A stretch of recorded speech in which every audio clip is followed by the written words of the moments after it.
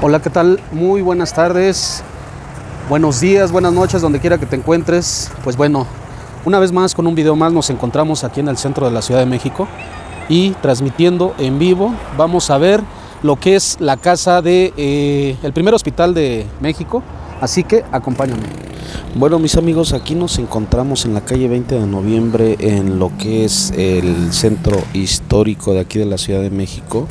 Y la importancia de nuestra historia es que en este Hospital de Jesús, como se le conoce, aquí en la calle 20 de noviembre, fue la primera ubicación que se tiene registro del encuentro entre Moctezuma II y Hernán Cortés. Aquí nos encontramos en el primer hospital de el continente americano prácticamente, y aquí estamos en el Hospital de Jesús. Y bueno, ya aquí esta es la parte dando vuelta a la manzana de donde se encuentra ubicado este Hospital de Jesús, y esta es la iglesia que estaba acompañada en este hospital, fue también construida en este lugar. Y en la parte de atrás, en la parte trasera precisamente de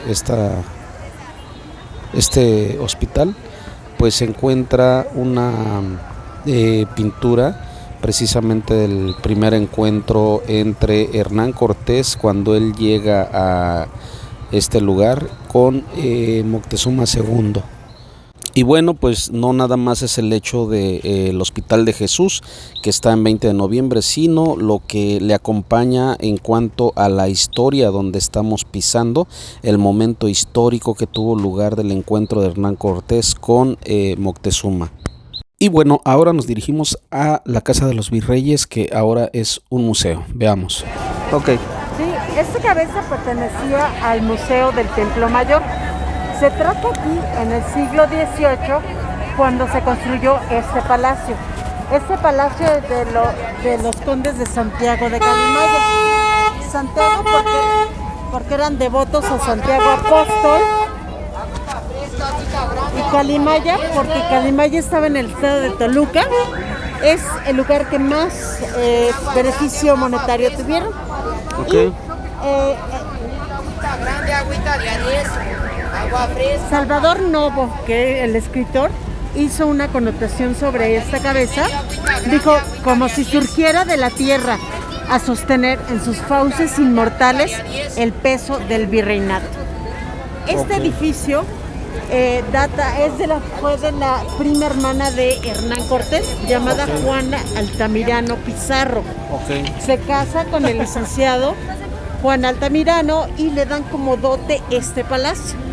Este palacio se construye entre 1776 y 1779 por el arquitecto Francisco Antonio Guerrero y Torres, el mismo que hizo la iglesia del Pocito en la villa. Ajá, y sí. el Palacio de Iturbide, que está aquí en la calle de Madera.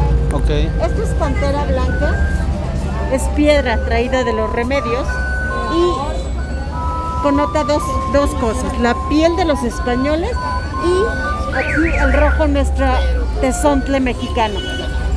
Simbolizaba dos cosas: la piel de los mexicas y los pendones o cortinas de los palacios españoles. Quisieron hacer una cosa parecida a los palacios españoles. En este edificio usted va a encontrar mucha influencia oriental. De hecho, en las puertas lo podemos ver. Estas puertas se dice que las trajeron de Filipinas, en el famoso Nao de China. De Filipinas aquí al puerto de Acapulco. Y tenemos algunas connotaciones de esta puerta. Hasta arriba tenemos un dragón chino que habla del primer título nobiliario que tuvieron los condes, que fue adelantados perpetuos de las Islas Filipinas.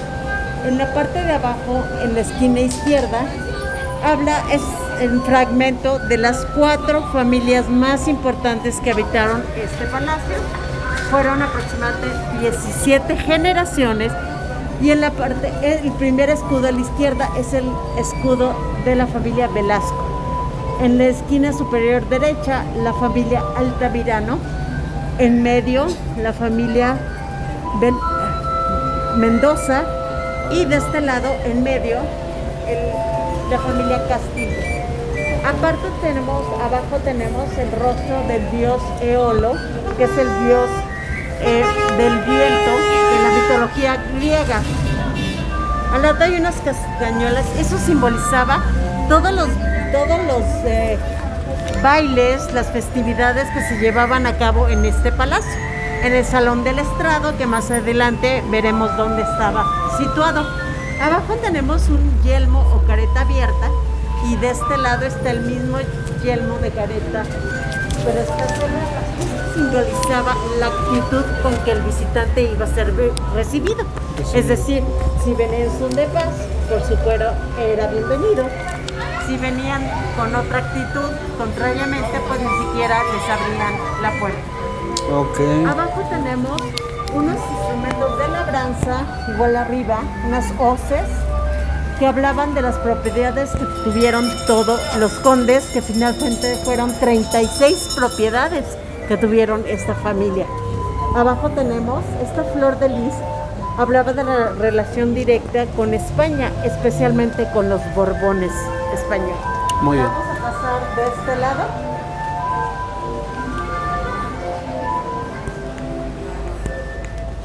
En la parte superior, aquí, tenemos pero ya los escudos completos de las 4 familias que le mencioné, siglo XVIII.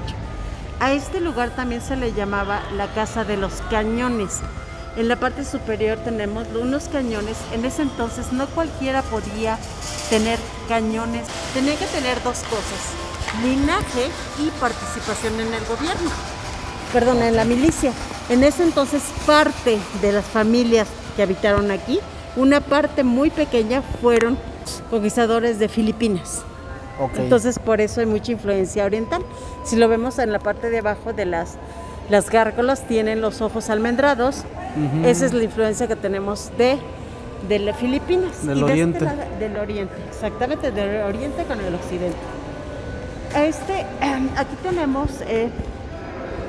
la fuente, que alberga una pequeña leyenda. En ese entonces los condes tenían 3 hijas. Una de ellas se enamoró de un caballerango, es decir, de un sirviente, cosa que el padre pues obviamente no le gustó. No le agradó. Entonces se dice que manda a matar al caballerango y a su propia hija, y que esta es una lápida disfrazada, y que ese personaje que vemos en medio es una ninfa de Neptuno, que está tocando la guitarra, y si vemos con atención está mirando hacia allá, hacia la capilla, pidiendo perdón por su pecado, porque ella había quedado encinta. Ahí está la capilla. ¿En la parte de arriba es la Aquí, capilla? ahí está la capilla. Ok. Se supone que a ella aquí la enterraron, y en la parte posterior de la escalera enterraron al caballerango. El padre diciendo que ni en la muerte iban a estar juntos, y que era una lección para sus otras hijas de no casarse o no fijarse en gente que no era de su clase social. En la parte de aquí se supone que enterraron al caballero. Aquí. Exactamente. Okay. Y vamos con la escalera. Esta escalera es una escalera de estilo señorial. Aquí hay algo también importante. Alrededor de las escaleras hay una figura geométrica.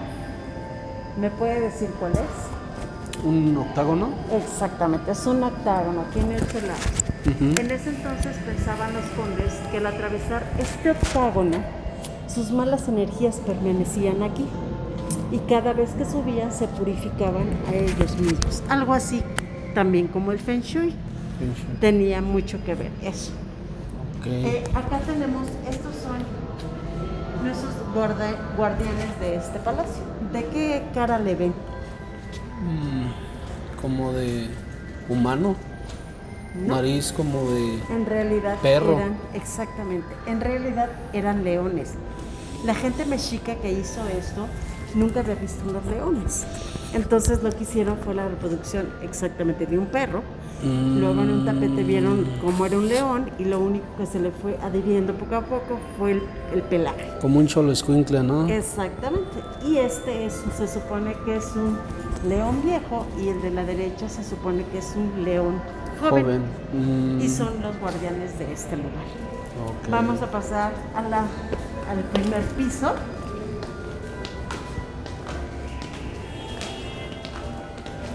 Este es un cuadro de Luis Covarrubias del siglo XVI. Nosotros estamos ubicadas en esta parte aproximadamente, y en la parte izquierda estaba situado el mercado más importante de Mexica, es decir, el mercado de Tlatelolco. Exactamente. ¿Usted sabe en dónde estamos, sobre qué estamos?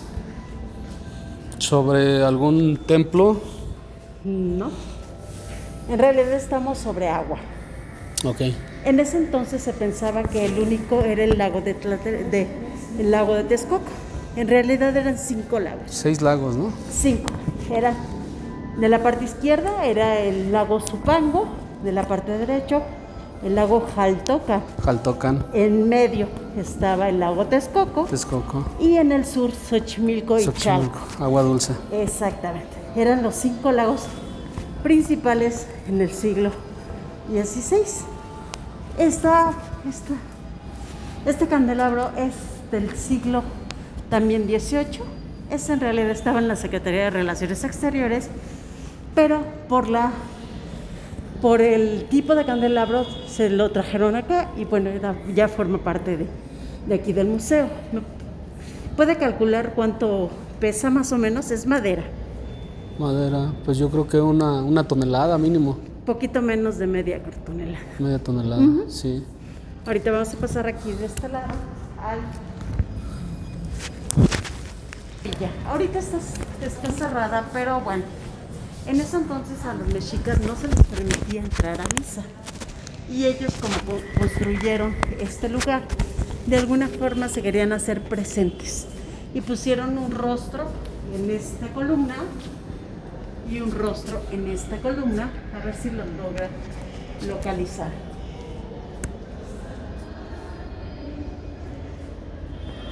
Aquí está. Correcto. Y aquí está. Exactamente. Y aquí hay otra cosa importante también. ¿Me puede decir qué es lo que hace falta en ese crucifijo? ¿El Cristo? El cuerpo de Jesucristo, es correcto. Cuando los españoles llegaron aquí, se enteraron que los mexicas hacían sacrificios humanos. Y ellos no estuvieron de acuerdo con ello. Sí. Si ellos ponían el cuerpo de Jesús crucificado, era lo mismo. Por eso omitieron en esta cruz poner el cuerpo de Jesucristo, y lo que usted ve labrado es el Vía Crucis que tuvo Jesucristo antes de ser crucificado. Okay. En la parte de aquel salón, en aquella puerta del fondo, estaba situado la alcoba de los condes, y estas 3 puertas, vamos a entrar, estaba el salón del estrado.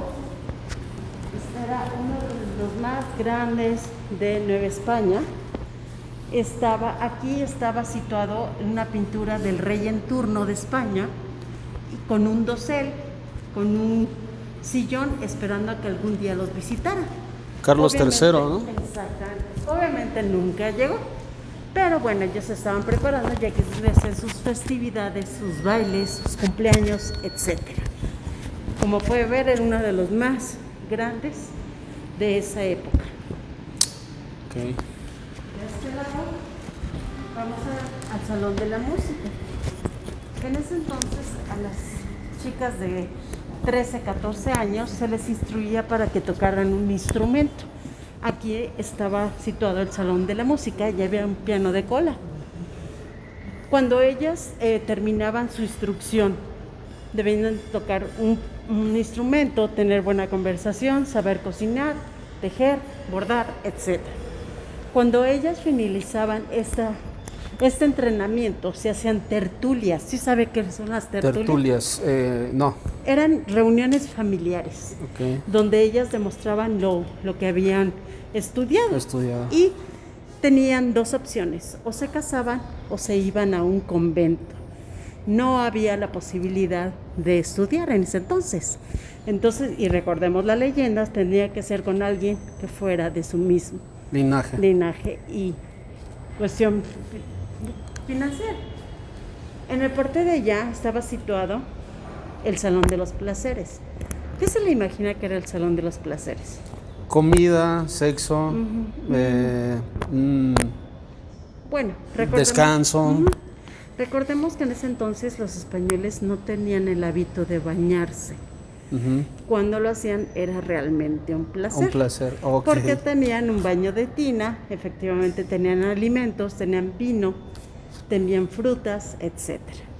La frecuencia con que ellos tomaban el baño se dice que era de 1 o 2 veces por mes.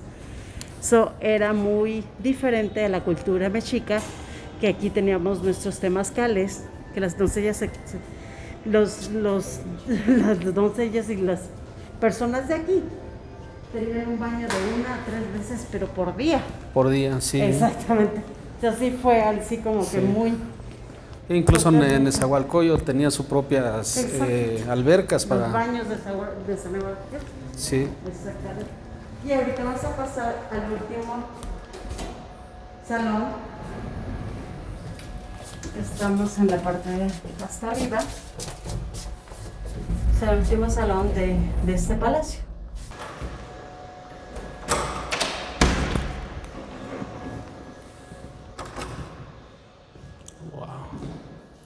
A este salón se le denomina la Torre de las 1000 Ventanas. Wow. Porque es la parte más alta de este palacio y se supone que hay aproximadamente 1000 pequeños óleos o pinturas, como usted puede ver. Le platico un poquito del autor. El autor fue Joaquín Clausel. Él nace en Campeche en 1866 y su madre, de apellido Traconi, ya le había tramitado una beca para que él se viniera a estudiar ingeniería civil. Coincide con un problema que tuvo él con el gobernador de Campeche, llamado Joaquín Baranda, porque en un discurso que él estaba dando, estaba comunicándole al pueblo campechano que le iba a poner Campeche de Baranda. Y Joaquín Clausel se levantó y dijo: óigame, no, Campeche es de todos los mexicanos, no de Baranda. Y eso le costó la expulsión de Campeche y la expulsión del Instituto de Campeche. Su primer exilio que fue aquí a la Ciudad de México. Joaquín Clausel fue activista, fue periodista, fundó un periódico que se llamó El Demócrata, tuvo participación en El Hijo del Aguizote y en el periódico El Universal. Él tenía contacto directo con Heriberto Frías y con los hermanos Flores Magón en el norte del país por la matanza de Tomochi. Esto llega a oídos de Porfirio Díaz y le clausura el periódico y a todos sus colaboradores los encarcela. Joaquín Clausel fue encarcelado y a los 6 meses sale, se escapa de la cárcel de Belén, que estaba aquí ubicado en el centro de la ciudad. Su segundo exilio se fue a Estados Unidos. Se fue a Nueva York, Nueva Jersey y Nueva Orleans. De ahí su cuarto exilio se va en 1892 a París. En París permanece un año y conoce por primera vez el impresionismo. Conoce artistas impresionistas como Monet, como Cézanne, como Van Gogh.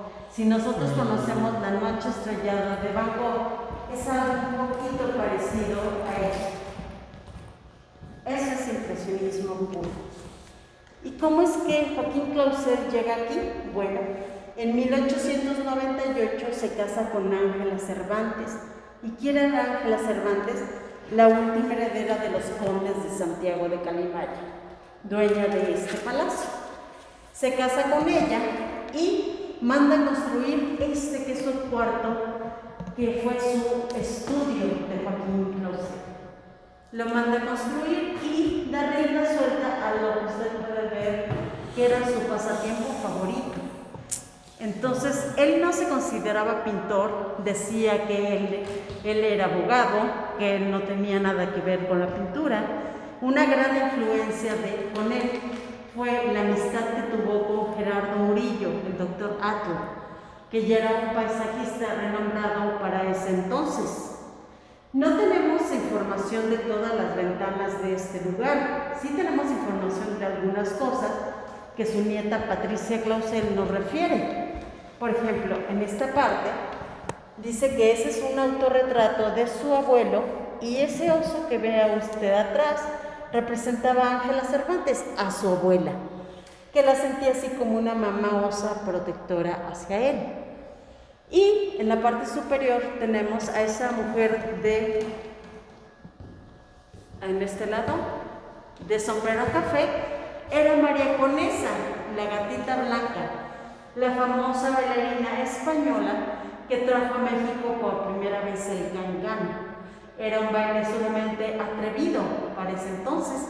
Joaquín Clausel era admirador de ella y llegó a tener cierta amistad con Joaquín Clausel. Y de este lado derecho tenemos un poquito de historia de México. La bandera roja y negra que aparece ahí habla de las dos principales huelgas muy importantes que tuvo México en 1906, Cananea, Sonora, y en 1907, Río Blanco, Veracruz.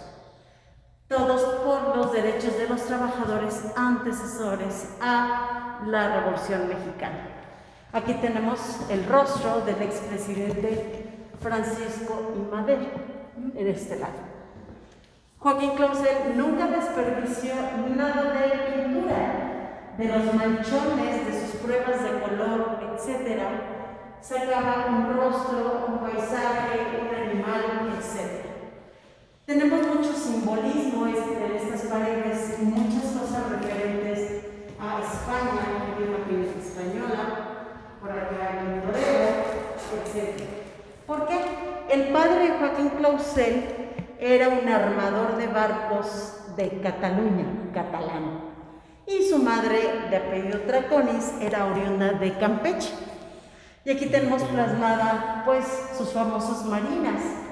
Cabe señalar que Joaquín Clausel practicaba el senderismo, es decir, viajaba al Océano Pacífico, iba a Xochimilco, al Estado de México, etc. Hacía sus pruebas de sus bocetos en pequeños trozos de cartón o en cajetillas de cerillos y venía y lo plasmaba aquí. Él nunca vendió un cuadro, la mayoría de su obra la regaló. Está en colecciones particulares con la familia o en algunos museos, como en el Munal. Hay alguna obra de caballete de Joaquín Clausel. Y aquí le voy a presentar el rostro del maestro Joaquín Clausel. Él es el maestro Joaquín Clausel. Ella es Ángela Cervantes y sus 4 hijos que tuvieron: Carlos, Dolores, Joaquín y Estela. Dolores es esa persona de vestido blanco. De hecho, ella era muy enfermiza y aquí la tenemos plasmada. Aquí hay algo importante. Dentro de toda esta obra la hizo Joaquín Clausel, con excepción de ese león. Ese león que vemos al final tiene su historia. Ángela Cervantes, la esposa de Joaquín Clausel, tenía una sobrina muy bonita y muy guapa, que la tenemos aquí, muy joven. Es esa persona de cabello güerito. Y ella vivió un tiempo con Ángela Cervantes. Gerardo Murillo llegó a rentar aquí al segundo patio, y ella y Gerardo Murillo se dice que se veían aquí, a escondidas. Okay. Cuando se entera Ángela Cervantes de eso, obviamente no le gustó. Entonces, Gerardo Murillo, efectivamente, ese león se lo hizo a Ángela Cervantes, porque no le permitió una relación con su sobrina. Ante todo esto, todo lo hizo Joaquín Clausel, con excepción de el león que tenemos allá. Okay. Joaquín Clausel, de cualquier imperfección de la pared sacaba algo. Aquí, de este orificio, sacó la cabeza del león. Si yo no se los hubiera mencionado, ni siquiera se hubiera percatado. Sí. Aprovecha absolutamente todo la pared. Y todos sus... La pared es un clavo que está en la pared. Y este estudio lo pintó durante 30 años de su vida, hasta 1935, donde desafortunadamente él muere en un accidente en las lagunas de San Juan. Pues bien, si ya llegaste hasta aquí y te ha gustado este contenido de esta fascinante historia, de este fragmento de historia de nuestro bello México, que pues bueno, sabemos que tiene una excelente historia por donde quiera que pasamos, pues dale like y no olvides suscribirte a mi canal. Nos vemos en el próximo video.